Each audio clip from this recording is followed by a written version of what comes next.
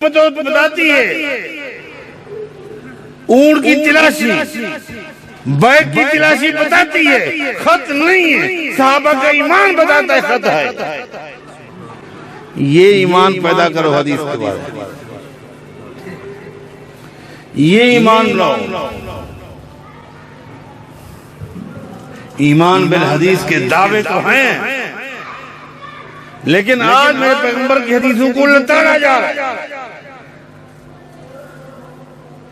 آج دنیا میں نگاہ ڈالو، میں واپس آؤں گا، کہیں میرے پیغمبر کی حدیثوں کو لتاڑا جا رہا ہے فلسفیوں کے فلسفے کو سامنے رکھ کر، کہیں میرے پیغمبر کی حدیث کو لتاڑا جا رہا ہے علماء کے فتاوے اقوال کے ذریعے، کہیں میرے پیغمبر کی حدیث زد میں آئی ہوئی ہے۔ کس چیز کی؟ پیری بولی جی کی۔ بارہا آپ سن چکے ہیں کہ نبی علیہ السلام نے صحابہ کرام کو حکم دیا۔ حکم دینے والے کون ہیں؟ محمد رسول۔ حکم کن کو دیا؟ صحابہ کرام کو رضوان اللہ علیہ، کہ جاؤ سامنے یہودیوں کی بستی ہے، انہوں نے جو غداری کی ہے، جو زیادتیاں کی ہیں، ان کو اس کا انجام بتانا ہے۔ جاؤ اور اس بستی کے اس سائڈ پہ جتنی بھی جھاڑیاں ہیں ان کو کاٹ دو۔ کون حکم دے رہے ہیں؟ ان جھاڑیوں کو کاٹ دو، جڑ سے اکھیڑ دو۔ ہاں، اس بستی کے اس سائڈ پہ جو درخت ہے ان کو رہنے دو۔ کس نے حکم دیا؟ آپ غور کرنا۔ صحابہ کرام نے نبی علیہ السلام کے حکم پر، کس کے حکم پر؟ نبی علیہ السلام کے حکم پر عمل کیا، اور جن جھاڑیوں کے اکھیڑ دینے کا حکم نبی علیہ السلام نے دیا تھا، صحابہ نے ان جھاڑیوں کو اکھیڑ دیا، کو چھوڑ دینے کا حکم دیا تھا، صحابہ نے چھوڑ دیا۔ یہودی انہیں شور مچایا، یہودی چیخ اٹھے، یہ کیسا نبی ہے؟ نبی دنیا میں آتے ہیں امن کے لیے، امن قائم کرنے کے لیے، درختوں کو اکھڑوا کے فساد برپا کر دیا۔ کسی قوم کے درختوں کو اکھیڑ دینا، شور مچایا۔ شور کب مچایا؟ جب جھاڑیاں اکھیڑ دی، جب درختوں کو کاٹ دیا گیا تب شور مچایا۔ اور یہ جو درخت کاٹے گئے تھے یہ کن کے حکم پر؟ کن کے حکم پر؟ نبی علیہ السلام کے حکم پر۔ اس کے بعد یہودیوں نے شور مچایا۔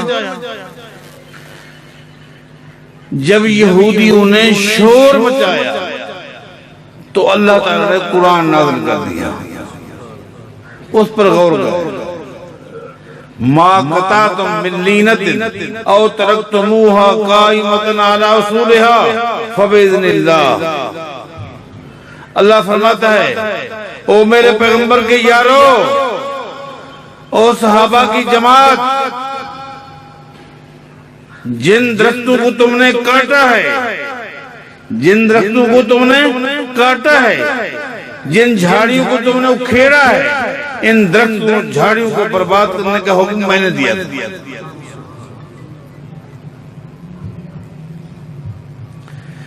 جن درختوں کو تم نے چھوڑ دیا، کچھ نہ کہا، ان کو چھوڑ دینے کا حکم بھی میں رب نے دیا۔ ٹھیک ہے؟ ترجمہ صحیح کی ہے شیخ صاحب؟ میں پوچھتا ہوں اللہ فرماتا ہے کہ میں نے حکم دیا تھا. اگر اللہ کا حکم صرف قرآن میں ہے تو مجھے وہ آیت بتاؤ جس میں درختوں کے اکھیڑ دینے کا حکم ملا ہو. یہ آیت تو بعد میں نازل ہوئی. یہ آیت تو بعد میں نازل ہوئی نا، جب درخت کٹ گئے تھے، شور مچ چکا تھا، اس کے بعد یہ آیت نازل ہوئی. اور آیت کے سیغے بھی بتاتے ہیں، ماضی کے سیغے، ما قطعتم، ما قطعتم، قطعتم، یہ قطعتم. یہ طلباء علماء، میں ان سے کیسے ہمت کر پاؤں کہ میں بتاؤں آپ کو. ما قطعتم من لینۃ، جن درختوں کو تم کاٹ چکے ہو، کاٹ، او ترکتموہا، ترکتم، جن درختوں کو تم چھوڑ چکے ہو. یہ سب میرا حکم تھا. اللہ فرماتا اب میں آپ کو اختیار دیتا ہوں، میں آپ کو اختیار دیتا ہوں. یہ پچھلے چیپٹر کو ملا رہا ہوں، دلائل آگے میں دوں گا تاکہ ربط ہو جائے، ربط ہو جائے، ربط. بات اگر سیاق و سباق سے ہو جاتی ہے تو واضح ہو جاتی ہے. میں آپ کو اختیار دیتا ہوں. یہ تو بات واضح ہے، قرآن کریم میں ہے. صحابہ کو اللہ نے حکم دیا، صحابہ سے کہا، اللہ نے خطاب فرمایا صحابہ کو، ما قطعتم، صحابہ اس کے مخاطب ہے. اب آپ کی مرضی ہے، دل چاہے تو کہہ دو کہ اللہ نے حکم تو نہیں دیا تھا، لیکن جب شور مچا تو اللہ نے یہ کہہ دیا میرا حکم تھا، حکم تو نہیں تھا، یہ کہہ دو. کہہ سکتے ہو؟ سوچ بھی نہیں سکتے. شیخ صاحب فرماتے ہیں سوچ بھی نہیں سکتے. اگر کسی نے سوچا تو کیا ہو جائے گا؟ اسلام سے خارج ہو جائے گا. اسلام سے خارج ہو جائے گا کہ اللہ نے حکم نہیں دیا تھا، یہ پیغمبر نے ایسے حکم دیا تھا، پیغمبر کا حکم. کہو گے تو کافر ہو جاؤ. اور بہتر یہی ہے، خیر بھی اسی میں ہے کہ یہ کہو کہ جی ہاں یہ اللہ نے حکم دیا. یہ حکم جیسا قرآن میں ہے کہ میں نے حکم دیا تھا، واقعی اللہ نے حکم دیا تھا، واقعی حکم دیا تھا اللہ نے. اور پہلے اللہ نے حکم دیا تھا پیغمبر کی حدیث کے ذریعے، اور اس حکم کی تصدیق کی اپنی کلام کے. ختم ہو گیا. حکم وہ بھی اللہ کا. حضرات، میں بات کو شروع کرنے سے پہلے ایک دو باتیں اور آپ سے پوچھتا ہوں، وہ بھی احادیث کے حوالے سے. نبی علیہ السلام فرماتے ہیں امرت ان اسجد علی سبعۃ اعظم. نبی علیہ السلام فرماتے ہیں امرت.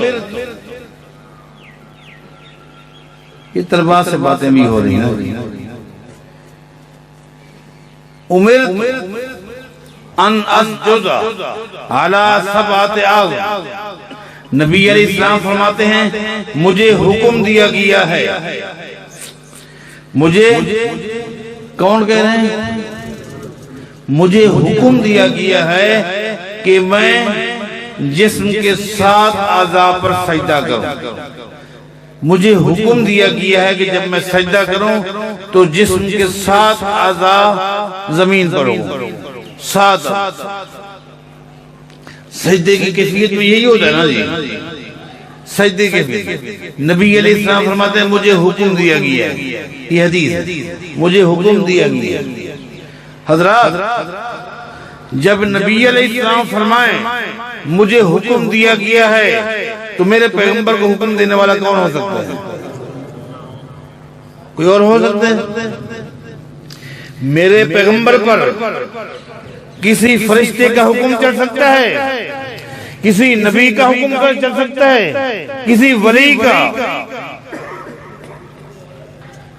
جب میرے پیغمبر فرمائے عمر تو مجھے حکم دیا گیا ہے تو حکم دینے والا کون ہے؟ پھر باتیں وہی آ جائیں گی، آپ کو اختیار ہے۔ ابھی اختیار کو دے رہا ہوں، آخر میں اختیار نہیں دوں گا، ابھی اختیار ہے، آپ کو اختیار ہے۔ آپ کو دل چاہے تو آپ کہہ دیں اللہ نے تو اپنے پیغمبر کو حکم دیا نہیں دیا تھا کہ جسم کے ساتھ اعضاء پر سجدہ کرے، اللہ کا حکم نہیں ہے، یہ نبی کا عمل ہے، اللہ کا حکم نہیں ہے، یہ اللہ کا حکم نہیں ہے، یہ تو یہ کہہ دو تاکہ مرتد ہو جاؤ۔ اگر یہ نہیں ہو سکتا اور یقیناً ایک مومن کے لیے مناسب نہیں ہے، ناممکن ہے، تو پھر کہہ دو پیغمبر نے جو کچھ فرمایا کہ مجھے حکم دیا گیا ہے، یقیناً یہ حکم دیا گیا تھا اور حکم دینے والا اللہ تعالیٰ ہے، اور اللہ کا حکم صرف قرآن میں نہیں ہے، حدیث میں بھی اللہ کا حکم، ورنہ یہ حکم کہاں ہے 30 پارے میں؟ کہیں ہے کہ جب سجدہ کرو تو جسم کے ساتھ اعضاء زمین پر رکھو؟ قرآن میں کہیں ہے؟ کسی آیت میں ہے؟ نہیں۔ نبی علیہ السلام فرماتے ہیں نہیت ان اقرأ القرآن راکعا ام ساجدا، نہیت مجھے منع کر دیا گیا ہے۔ کون فرما رہے ہیں؟ مجھے منع کر دیا گیا ہے کہ میں حالت رکوع میں، حالت سجود میں قرآن کی باقاعدہ تلاوت نہ کروں۔ ایک ہے دعائیں پڑھیں، دعائیں الگ چیز، تلاوت حالت رکوع میں، حالت سجود میں دعائیں ہیں، اذکار ہیں، تلاوت سے منع کیا گیا ہے۔ نہیت مجھے منع کر دیا گیا ہے۔ میں آپ سے پوچھتا ہوں جب میرے پیغمبر فرمائے مجھے منع کر دیا گیا ہے تو پیغمبر کو منع کرنے والا کون ہو سکتا ہے؟ کوئی اور ہو سکتا ہے؟ پھر وہی اختیار ہے، اختیار ہے، یا تو کہہ دو اللہ نے منع نہیں کیا، اللہ منع کرتا تو وہ قرآن میں ہوتا، قرآن میں تو کہیں بھی نہیں، لہذا اللہ نے منع نہیں کیا، یہ پیغمبر نے نعوذ باللہ خام خواہ کہہ دیا اللہ نے مجھے منع کیا، یہ کہو اور دین سے نکل جاؤ، ختم، مرتد ہو جاؤ۔ اگر یہ ہمت نہیں ہے اور یقیناً ایمان کا تقاضا یہی ہے کہ یہ نہیں کہہ سکتے تو پھر آپ کہہ دیں اللہ نے اپنے پیغمبر کو منع کیا ہے، واقعتاً منع کیا ہے، اور یہ ممانعت اللہ کی وحی میں ہے، لیکن اللہ کی وحی صرف قرآن میں نہیں ہے بلکہ قرآن بھی اللہ کی وحی ہے، حدیث بھی اللہ کی وحی ہے۔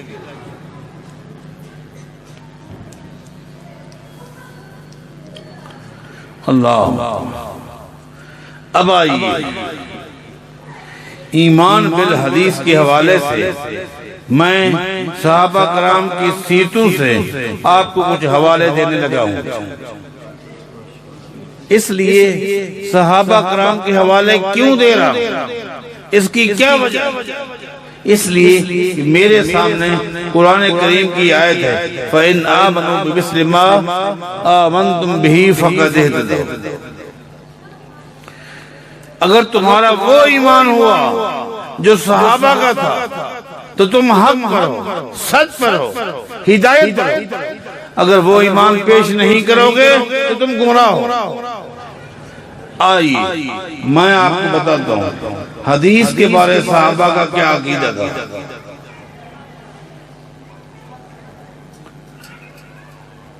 ابن ماجہ کی حدیث کے حوالے سے اب میں بات شروع کرنے لگا ہوں۔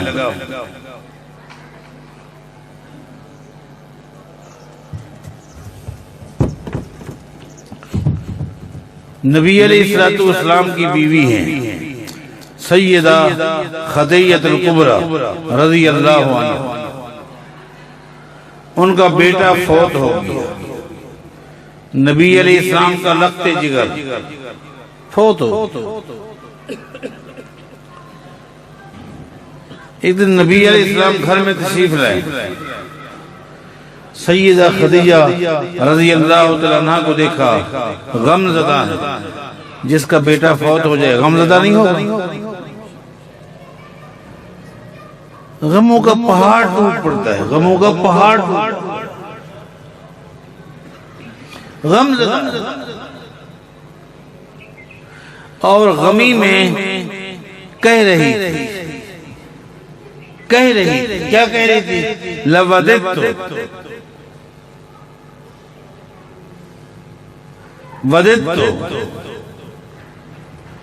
میں تو چاہتی تھی، میری تو خواہش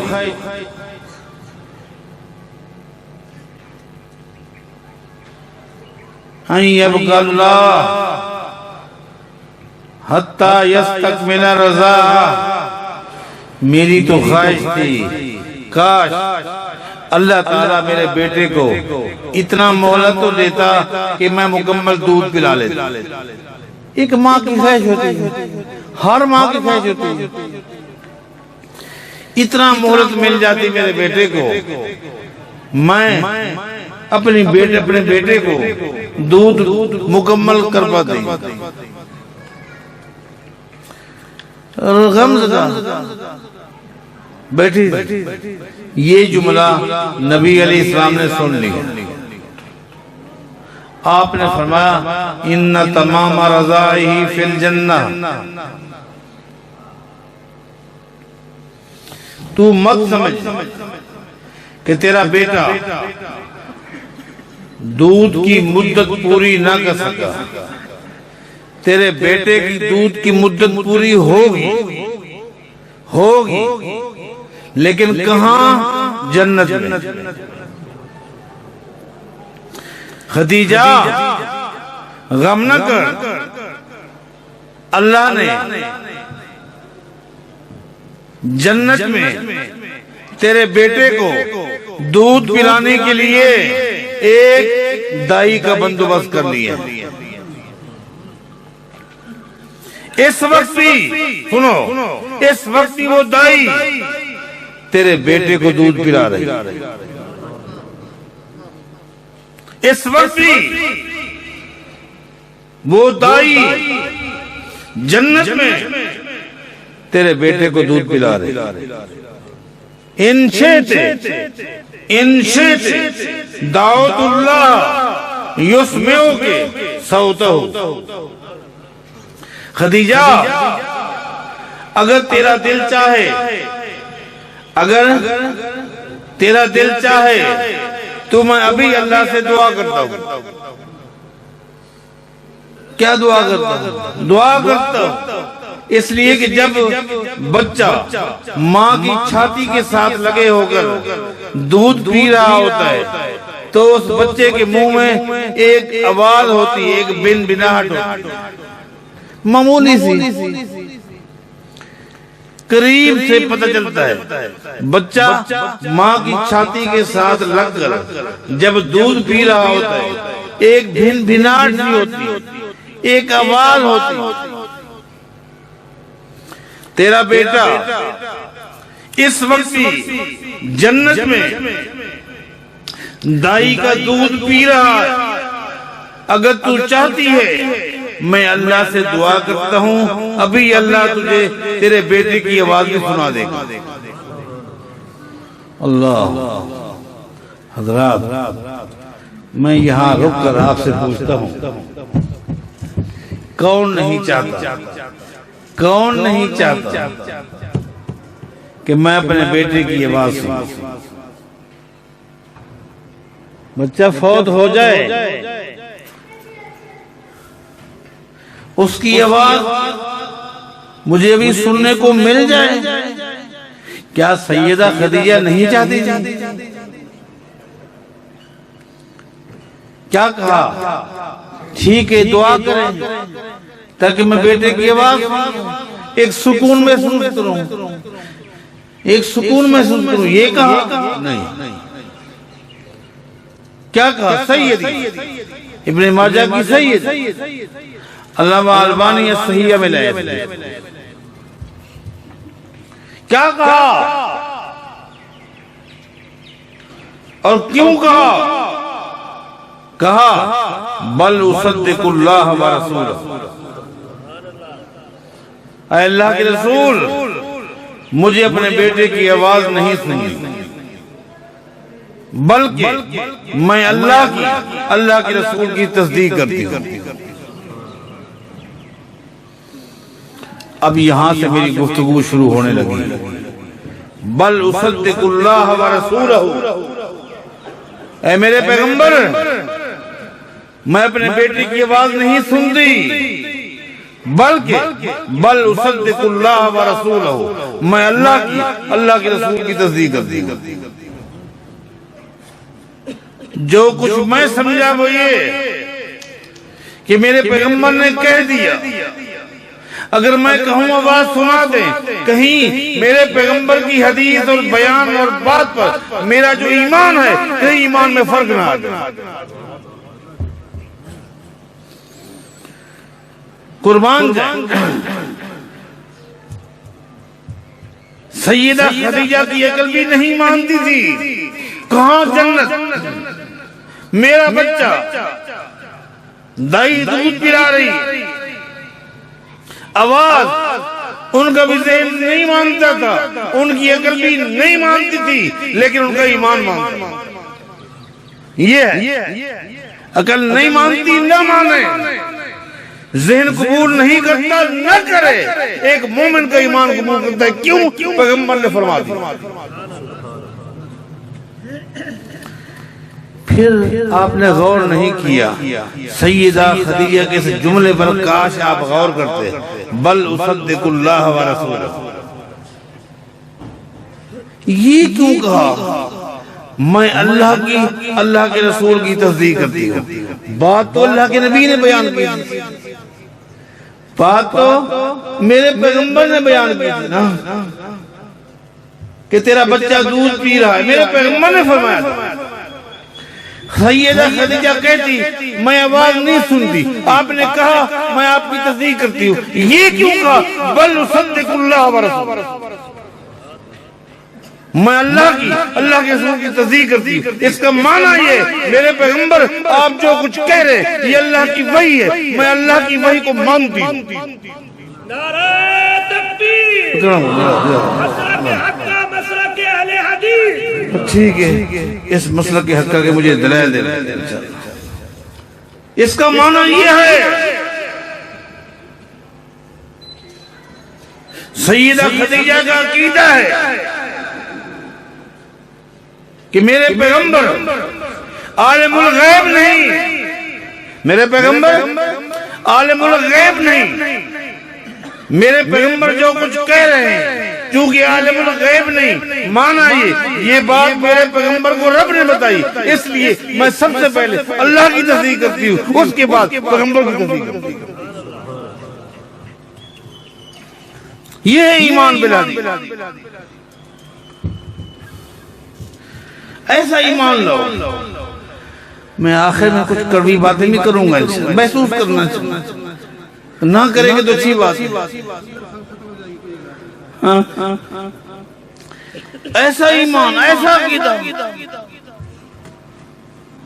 مسند احمد اٹھائیں، سیدنا عبداللہ بن مسعود رضی اللہ تعالیٰ عنہ کوفہ گئے ہوئے ہیں، کوفہ، ان کا ایک گھر کوفہ میں بھی تھا اور کثرت کے ساتھ وہاں آنا جانا بھی تھا۔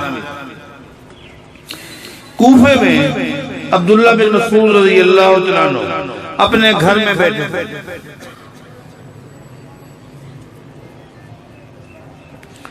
اچھا اتفاق سے ایک سرخ آندھی اٹھی تھی، آندھی کالی آندھی بھی دیکھیے نا آپ نے، آندھیاں کالی بھی ہوتی ہیں سرخ بھی ہوتی ہیں۔ ایک سرخ آندھی اٹھی، ایسی اٹھی کہ زمین آسمان کا خلا پر ہو گئی اور آہستہ آہستہ کوفے کے قریب آ رہی ہے آندھی، سرخ آندھی۔ کس طرح؟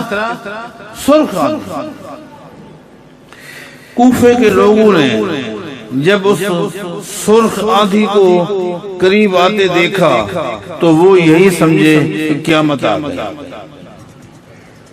وہ دیکھ کر یہی سمجھے قیامت آ گئی اور یہ آگ ہے جو کوفہ کے قریب آ رہی،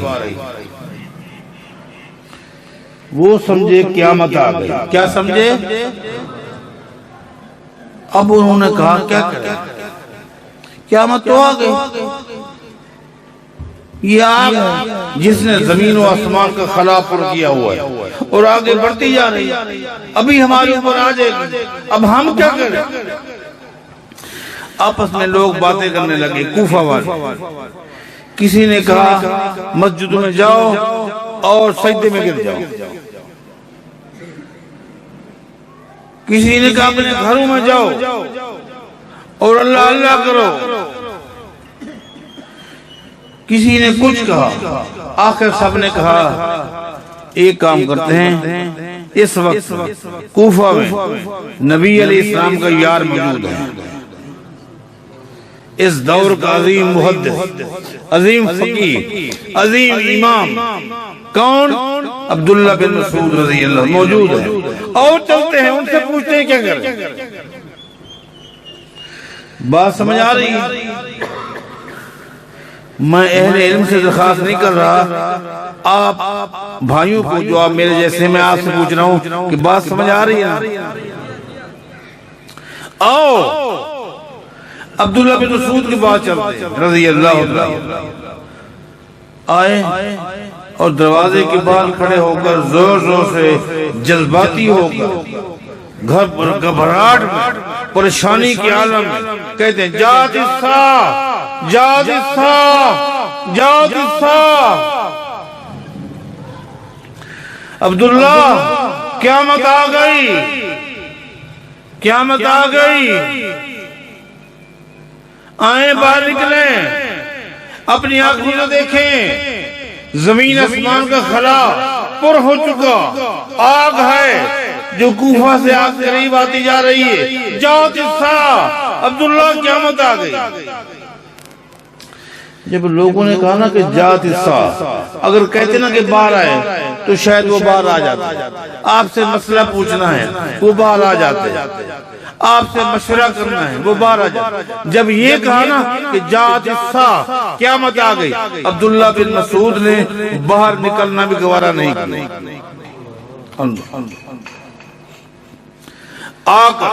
اس آگ کو دیکھنا بھی گوارا نہیں کیا۔ کیوں؟ باہر نہیں ہے، دیکھ کر نہیں کہا کہ نہیں یہ قیامت نہیں ہے، دیکھ کر یہ نہیں کہا کہ یہ آگ نہیں ہے، نہیں، وہی کمرے میں بیٹھے بیٹھے کہا لا تقوم الساعہ، لا تقوم الساعہ حتی لا یقسم میراث۔ اور لوگوں، اور شور مچانے والوں، اور کوفیوں، ابھی قیامت میں دیر ہے۔ میں نے نبی علیہ السلام سے خود سنا تھا، جب تک زمین کی پشت پر ایک آدمی بھی ایسا ہوگا جو قرآن و حدیث کے مطابق میراث وراثت تقسیم کرنے والا ہوگا، اس کی خاطر اللہ اس دنیا کو قائم رکھے گا، قیامت نہیں ہے۔ اگر میں باہر آ کر دیکھتا ہوں اور دیکھنے کی بات سوچتا ہوں تو میرے پیغمبر کی حدیث پر جو میرا ایمان ہے وہ برباد ہو جائے۔ ایسا ہی مان لو، پیغمبر کی حدیث میں شک کرنا تو دور کی بات، تحقیق کرنا، تکابر کرنا، یہ باتیں لاؤں گا انشاءاللہ۔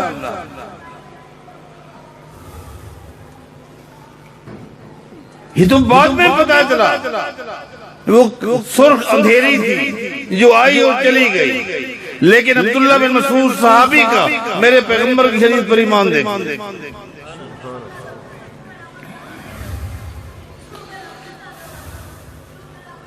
حدیث میں شک، حدیث کا انکار۔ آپ طبقات پڑھ کے دیکھ لیں، بقی بن مخلد، اللہ، آپ اہل علم سے بقی بن مخلد کی سیرت پڑھے تو صحیح، جو اندلس سے چلا، اندلس جس کو آج آپ اسپین کہتے ہیں، اسپین سے اندلس سے چلا، پیدل چلا، کہاں اندلس اور کہاں بغداد، اللہ، کتنی ریاستیں کراس کی، پیدل بغداد میں آیا، کیوں آیا ہے؟ امام احمد بن حنبل سے ملاقات کرنا۔ کیا مقصد ہے؟ مقصد ایک ہے، اس وقت زمین کی پشت پہ نبی علیہ السلام کی احادیث کا سب سے بڑا چوکیدار، رکھوالا اور نگران وہی ہے، اس سے پیغمبر کی حدیثیں لے لی۔ جو بات بتانی ہے نا، جو میرے مضمون سے تعلق تھی، وہ آگے آنے والی۔ لوگوں نے کہا امام احمد بن حنبل تو اس وقت جیل کی کوٹھی میں ہیں، بند، حکمرانوں نے بند کر دی، وہ تو جیل کی کوٹھی میں ہیں، آگے لوہے کی سلاخیں ہیں۔ کوئی طریقہ لوگوں نے بتایا کہ ایک ہی طریقہ ہے، وہاں کوئی بھی نہیں آ سکتا سوائے بھکیاروں کے، بھکیاری نہیں ہوتے، بھیک مانگنے والے، وہ ہر جگہ پہنچ جاتے ہیں، ایک ہی شکل۔ اس نے کہا ٹھیک ہے، آیا ہوں تو پیغمبر کی احادیث کا مجموعہ لے کر جاؤ۔ بقی بن مخلد پر اللہ تعالیٰ کی رحمت، اس محدث پر وہ فقیر بن کر، منگتا بن کر، اس نے کشکول لیا، کشکول بغل میں لے لیا، بغل میں،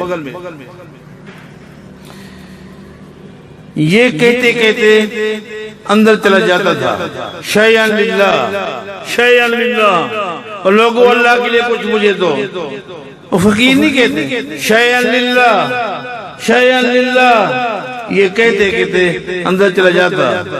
جب امام احمد بن حنبل رحمہ اللہ کی کوٹھی کے سامنے جاتا، آہستہ ہو جاتا، امام صاحب کھڑے کھڑے اس کو 2 4 6 حدیثیں پڑھ کے سنا دیتے، سبق ہو جاتا، سبق لے کر چلا جاتا۔ لوگوں نے جو کچھ دیا ہوتا وہ باہر جا کر اللہ کے راستے میں خرچ کر دیتا، وہ سبق یاد ہو جاتا، پھر آ جاتا شیئن للہ۔ ان کی سیرت ایک طویل ہے، جو بات بتانی ہے، احادیث کا مجموعہ اپنے سینے میں لے کر بقی بن مخلد جب واپس اپنے وطن اندلس پہنچا۔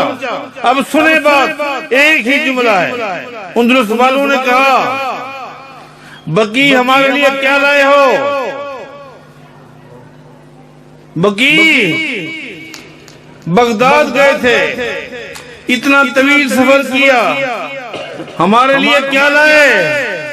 بقی بن مخلد نے کہا تمہارے لیے وہ چیز لے کر آیا ہوں جس کا انکار دجال کر سکتا، جس کا انکار دجال کے علاوہ کوئی نہیں کر سکتا۔ پیغمبر کی احادیث لے کر آیا ہوں جس کا انکار کرنے والا دجال ہو سکتا۔ سمجھ لو، جو میرے پیغمبر کی حدیث میں شک کرتا ہے، انکار کرتا ہے، وہ دجال کی روحانی اولاد، ورنہ میرے پیغمبر کی حدیث اللہ کی وحی ہے، وحی ہے، اس میں شک کرنا۔ وہ صحیح بخاری کی حدیث نہیں، آپ نے بارہا علماء سے سنی، رٹ لیے، جو نبی علیہ السلام نے 3 نوجوانوں کو بلایا تھا، سیدنا علی کو، سیدنا زبیر کو، سیدنا مقداد کو رضی اللہ عنہ. یہ تینوں نوجوان صحابہ ہیں.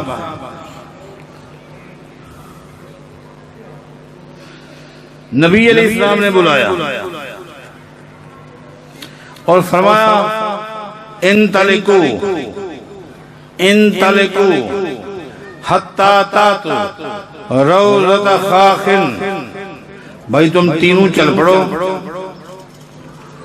مدینہ سے چل پڑو، اور سیدھا جو مدینہ ہے مکے کا راستہ ہے اسی راستے کو اختیار کرو.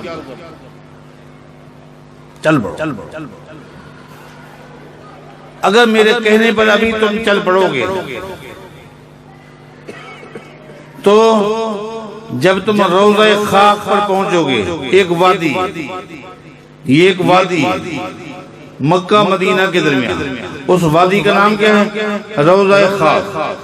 فرمایا انطلقوا، چل پڑو، حتی تاتوا روضۃ خاخ، حتیٰ کہ جب روضہ خاک وادی آ جائے نا، فَإِنَّ بِهَا زَعِينَةً تَرْتَحِلُ، وہاں تم جاؤ گے نا جی، وہاں تمہیں ایک عورت نظر آئے گی جو اونٹ کے کچاوے پر بیٹھی ہوگی. تم چل پڑو. روضہ خاک وادی میں جب تم پہنچو گے تو وہاں تمہیں ایک عورت ملے گی جو اونٹ کے کچاوے پر بیٹھی ہوگی. وَإِنَّ مَعَهَا کِتَابٌ، اس عورت کے پاس ایک خط ہے، اس عورت کے پاس ایک خط. فَخُذُوهُ مِنْهَا، تم نے عورت کو کچھ بھی نہیں کہنا، تمہارا کوئی اس سے تعلق نہیں، بس تم نے ایک کام کرنا ہے، اس کے پاس جو خط ہے نا وہ خط لے کر آئے. وہ خط لے کر مکہ والوں کو بتانے کے لیے جا رہی تھی کہ نبی علیہ السلام عن قریب آ رہے ہیں حملہ کرنے کے لیے. خیر وہ ایک الگ چیپٹر ہے، میں اپنے نقطے میں رہوں گا وقت کی نزاکت کو سمجھتے ہوئے. تم نے کیا کرنا ہے؟ اس سے خط لینا ہے، ختم.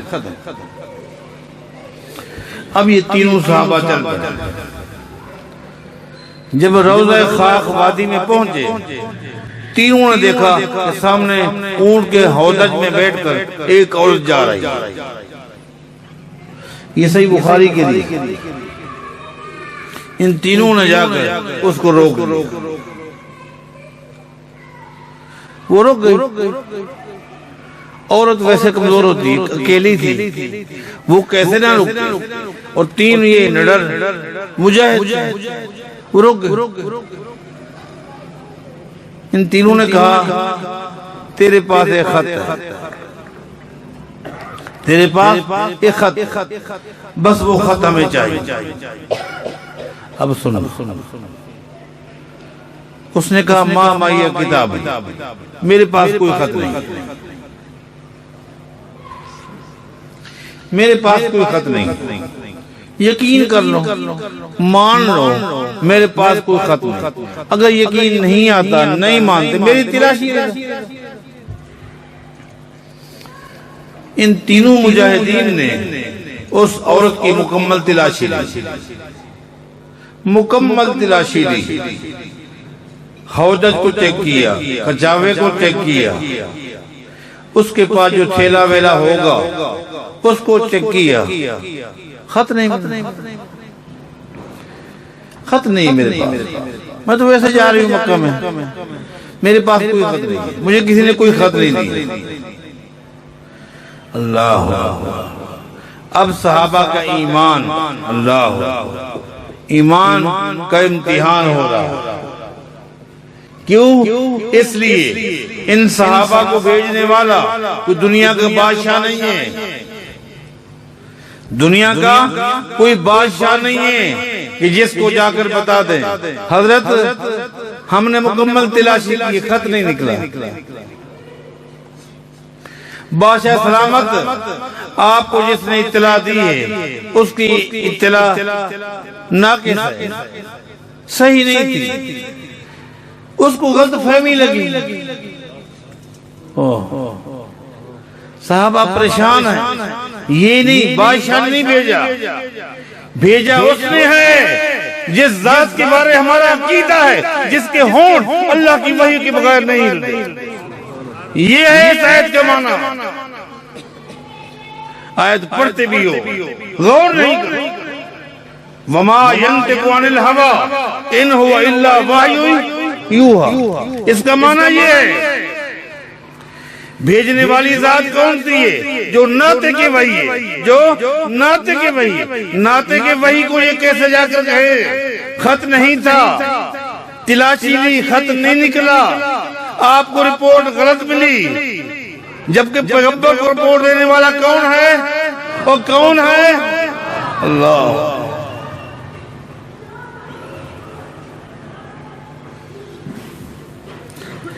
تلاشی بتاتی ہے، تحقیق بتاتی ہے.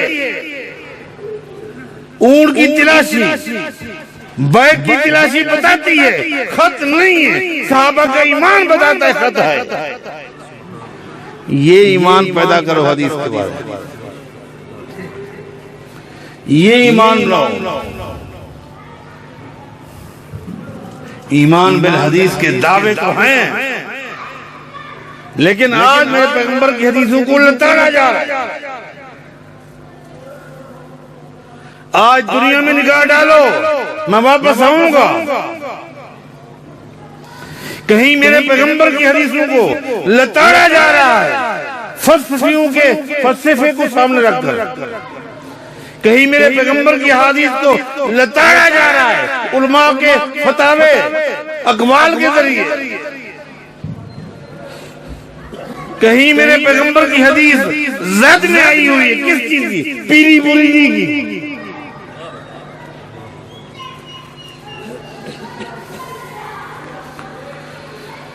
جبکہ ایمان بالحدیث کا تقاضا یہ ہے، میرے پیغمبر کی حدیث سے اگر کسی امتی کا قول ٹکرائے، کسی فلسفی کا فلسفہ ٹکرائے، حکماء کی حکمت ٹکرائے، علماء کے فتاوے ٹکرائے، ان کو لتاڑ دو. میرے پیغمبر کی نگرانی کرو، میرے پیغمبر کی حدیث کی نگرانی کرو. ایمان بالحدیث کیا ہے؟ ایمان بالحدیث کہنا آسان ہے،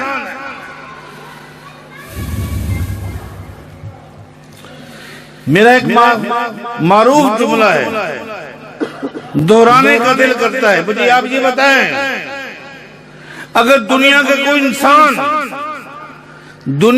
انسان یہ کہے کہ میں ابوبکر صدیق کی بات نہیں مانتا، حالانکہ ابوبکر صدیق اس امت کے افضل ترین انسان ہے، اس امت کے افضل هذه الامہ.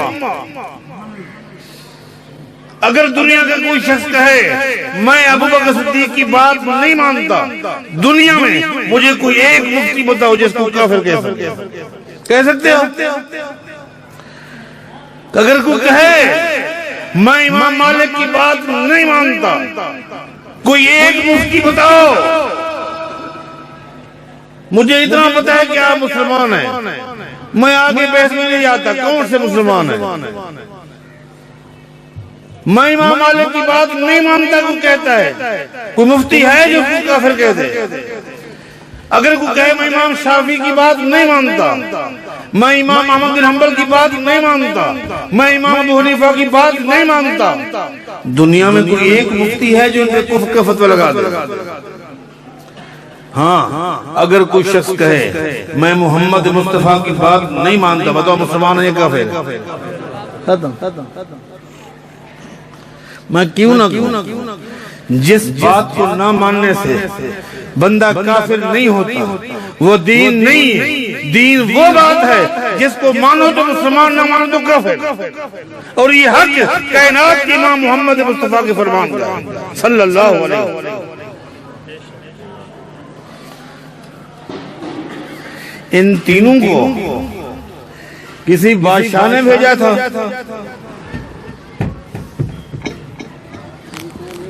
آپ کیوں ہیں کہ میں بس کر رہا ہوں؟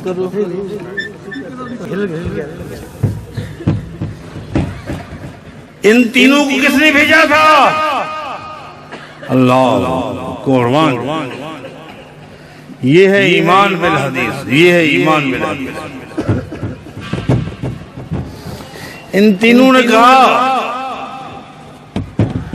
لَتُخْرِجَنَّ الْكِتَابَ لَتُخْرِجَنَّ الْكِتَابَ أَوْ لَنُلْقِيَنَّ الثِّيَابَ. اللہ، ہماری تحقیق تو یہ کہتی ہے تیرے پاس خط نہیں، ہمارا ذہن بھی یہی کہتا ہے کہ تیرے پاس خط نہیں، ہماری سوچ بھی یہی ہے کہ تیرے پاس خط نہیں، لیکن ہمارا ایمان کہتا ہے تیرے پاس خط. لہذا دو کاموں میں سے ایک کام کے لیے تیار ہو جا. صحیح بخاری کی دی لَتُخْرِجَنَّ الْكِتَابَ أَوْ لَنُلْقِيَنَّ الثِّيَابَ. خط ہے، ہمیں نہیں ملا، خط ہے. خط او خط او خط ہے. کیوں ہے؟ پیغمبر نے فرمایا. اللہ، یہ ایمان بالحدیث. خط ہے، اس لیے یا تو خط نکال دے یا ہم تیرے سارے کپڑے اتار دیں. اللہ،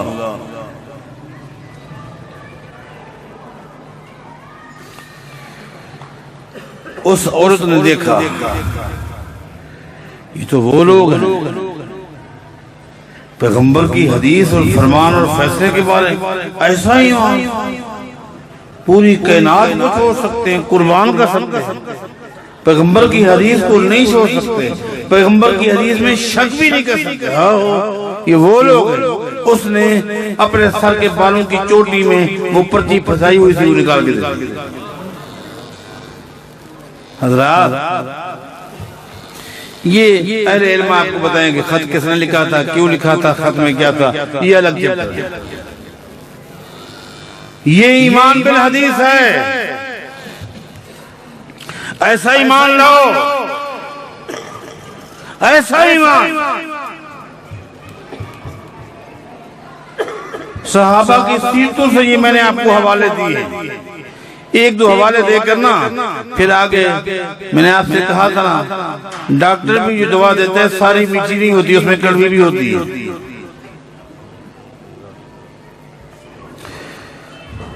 بڑی مشہور حدیث،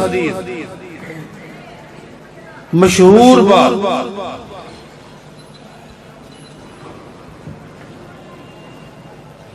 جو آپ یہ ساری باتیں سن چکے ہیں، میں ترتیب میں لا کر نا اصل میں یہ بتانا چاہتا ہوں کہ میرے پیغمبر کی حدیث کی حیثیت کیا ہے. اس کے لیے سارے دلائل دے رہا ہوں.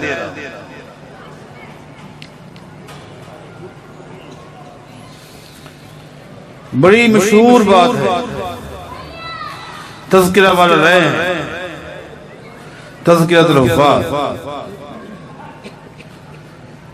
آپ کو پتا ہے مدینہ پر ایک ایسا دور بھی آیا تھا کہ مدینہ کی حالات ناساز ہو گئے.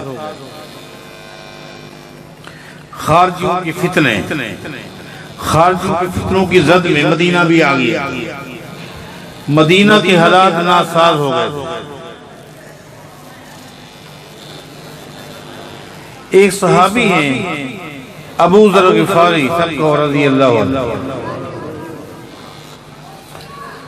میں ان کا تعارف یوں کراتا ہوں، یہ ابھی اپنی قوم قبیلہ غفار کے سردار ہیں. قبیلہ غفار کے سردار. آپ کو پتا ہے یہ زمین کی پشت پر ایک قبیلہ ہے جس کو وہ شرف ہے جو شرف کسی اور قبیلے کو حاصل نہیں. ایک شرف.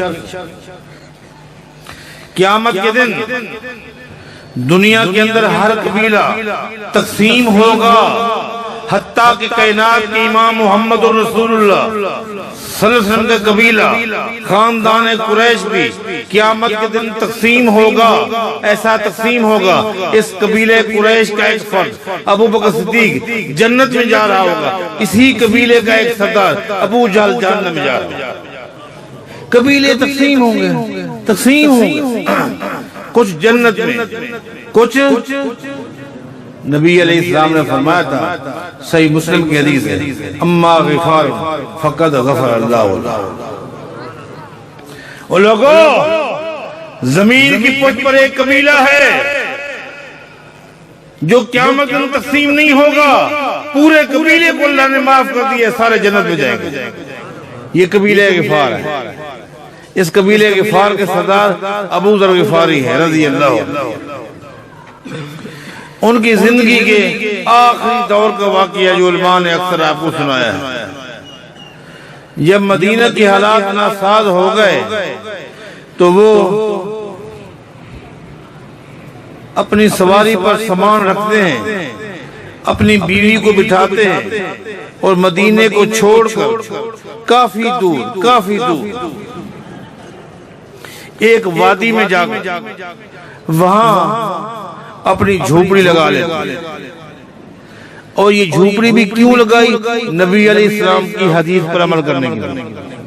نبی علیہ السلام نے فرمایا تھا، جب کسی علاقے کے حالات ناساز ہو جائیں تو ایمان بچانے کے لیے اس علاقے کو چھوڑ کر بندہ جنگلوں میں چلائے، بھیڑ بکریاں چرائے، ایمان بچائے۔ پیغمبر کی حدیث پر عمل کرنے کے لیے اس وادی میں جا کر خیمہ لگا۔ کچھ دنوں کے بعد ابو ذر غفاری بیمار ہو، اور ایک دن ایسا بھی آیا کہ لگتا تھا ابو ذر غفاری کی زندگی کا آخری دن ہے۔ سوئے ہوئے، لیٹے ہوئے، بیوی سرہانے بیٹھی زارو قطار رو رہی۔ ابو ذر کہتے ہیں غم نہ کر، یہ نظام قدرت ہے، جس نے دنیا میں آنا ہے اس نے جانا ہے۔ بڑی بڑی ہستیاں چلی گئی، میں کیا ہوتا ہوں، مت رو، صبر کر۔ بیوی کہتی ہے ابو ذر میرے سامنے ایک غم نہیں، غموں کے پہاڑ، غموں کے پہاڑ۔ ایک غم تو یہ ہے جو بہت بڑا غم ہے، پہاڑ ہے۔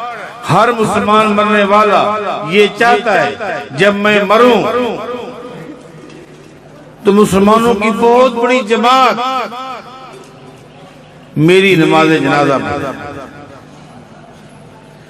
میری قبر کھودے، مجھے قبر میں دفنائے، مسلمانوں کی جماعت میرے حق میں دعائیں کرے، بخشش۔ ابو ذر یہ جذبات تیرے سینے میں بھی ہوں گے، یہ چاہت تیری بھی ہوگی، لیکن جہاں آج یوں لگتا ہے تو مرنے لگا ہے، یوں محسوس ہوتا ہے، وہاں انسانیت کا وجود نہیں سوائے تیری بیوی کے۔ میں تو تجھے اٹھا کر دفنا بھی نہیں سکتا، میں تجھے کفن بھی نہیں پہنا سکتا۔ یہ غم ہے، یہ غم میرے سامنے ہے۔ ابو ذر غفاری فرماتے ہیں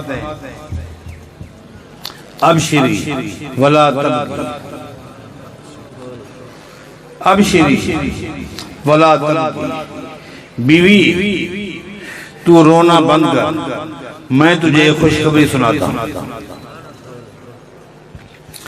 رونا بند کر، میں تجھے خوشخبری سناتا ہوں۔ چار اور چار نہ چاہتے ہوئے بیوی نے اپنے اوپر کنٹرول کیا۔ کیا خوشخبری سنائے گا، کیا کہتا ہے؟ آنسو پوچھتے ہوئے بیٹھ گئے۔ ابو ذر کیا کہتے ہیں؟ ابو ذر کہتے ہیں فَإِنِّي سَمِعْتُ رَسُولَ اللَّهِ صلی اللہ علیہ وسلم يَقُولُ لِنَفَرٍ وَأَنَا فِيهِمْ۔ بیوی ایک دن ہم چند صحابہ نبی علیہ السلام کے ساتھ بیٹھے تھے، چند جانتے ہو جس کو ہاتھ کی انگلی پر گنا جا سکے، 5 7 8 10، یہ چند ہوتے ہیں۔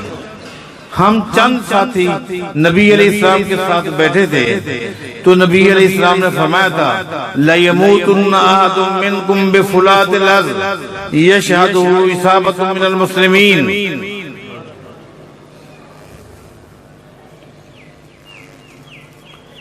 فرمایا تھا او میرے دوستو، او میرے صحابہ، یہ بتا رہا ہوں کہ میرے پیغمبر کی حدیث اللہ کی وحی ہے اور وحی پر کیا ایمان ہے یہ بتا رہا ہوں۔ نبی علیہ السلام نے فرمایا تھا او صحابہ، او میرے ساتھیوں، تم میں سے ایک شخص کا انتقال جنگل میں ہوگا۔ یہ بات کوئی شخص اپنی ذہانت کی بنا پر کہہ سکتا ہے؟ اس طرح کی بات کوئی شخص اپنے تجربے کی بنیاد پر کہہ سکتا ہے؟ نہیں، ناتے کہ وہی یہ بات کہہ سکتا ہے، ناتے کہ وہی لَيَمُوتُنَّ أَحَدٌ مِّنْكُمْ بِفُلَاتِ الْأَرْضِ، تم میں سے ایک شخص کا انتقال جنگل میں ہوگا، جہاں وہ فوت ہوگا وہاں مسلمانوں کی آبادی نہیں ہوگی، وہاں مسلمانوں کی آبادی نہیں ہوگی، لیکن جب فوت ہو جائے گا یشہدہ عصابۃ من المسلمین، اللہ تعالیٰ اس مرنے والے کی نماز جنازہ کے لیے، کفن دفن کے لیے وہاں اسی وقت مسلمانوں کی ایک بہت بڑی جماعت کو بھیج دے۔ آگے فرماتے ہیں بیوی لیس احد من اولئک النفر الا وقد مات فی قریۃ و بادیہ، میری بیوی اس دن نبی علیہ السلام کے ساتھ ہم جتنے دوست بیٹھے تھے میرے علاوہ باقی سارے فوت ہو چکے ہیں، اور سب کا انتقال آبادیوں میں ہوا ہے، سب کا انتقال آبادی میں ہوا ہے۔ اگرچہ عقل نہیں مانتی یہاں کون آئے گا، آج تک وہ خیریت لینے نہیں آیا، حالات پوچھنے نہیں آیا، عقل نہیں مانتی، لیکن میرا ایمان مانتا ہے، میرے مرنے کے بعد یہاں مسلمان آئیں گے، کیونکہ اطلاع دینے والے ناتے کہ بھائی محمد رسول اللہ، یہ ایمان میں حدیث ہے۔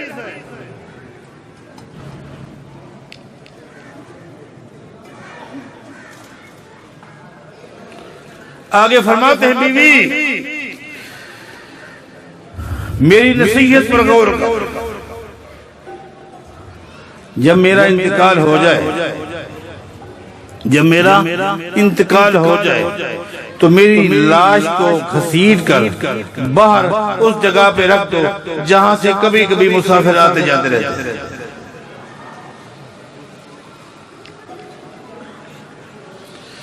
میری لاش کو باہر گھسیٹ کر چوراہے پہ رکھ دے اور وہاں اس چوراہے پر اس قافلے کی انتظار کرنا جس قافلے کی اطلاع محمد رسول اللہ، اس قافلے کی انتظار کرنا، شک نہیں کرنا، اس قافلے کی انتظار کرنا، وہ ادھر سے بھی آ سکتا ہے، ادھر سے بھی آ سکتا ہے، کہیں سے بھی آئے گا، اس قافلے کی انتظار کرنا، قافلہ آئے گا، قافلہ آئے گا، اس لیے کہ اطلاع محمد رسول اللہ نے دیا۔ میں پوچھتا ہوں جس بندے کا میرے پیغمبر کی حدیث کے ساتھ ایسا ایمان ہو جائے، ایسا یقین ہو جائے، کیا دنیا کی زندگی میں وہ کسی موڑ پر میرے پیغمبر کی حدیث کو چھوڑے گا؟ وہ پوچھتا ہوں چھوڑے گا؟ اگر چھوڑتا ہے میرے پیغمبر کی حدیث پر کوئی ایمان نہیں ہے، وہ بھلے نمازیں پڑھتا رہے، روزے رکھتا رہے، حج کرتا رہے، اس کے تمام اعمال برباد، تمام ایمانیات کا منبع ایمان بالرسول ہے۔ میری بیوی میری لاش کو گھسیٹ کر بعد چوراہے پر رکھ کر بیٹھ جائے، قافلہ آئے گا، جب قافلہ آئے نا بس تیرا کام اتنا ہے، جب تو لوگوں کو دیکھے تو خالی یہ کہہ دینا ھذا ابو ذر صاحب رسول اللہ، بس ھذا ابو ذر صاحب رسول اللہ، او قافلے والو، او لوگو، یہ ابو ذر کی لاش ہے، اللہ کے نبی کا دوست ہے، بس اتنا کہہ دیں۔ ابو ذر نے یہ جملے کہے، روح پرواز کرتے، یہ جملے کہے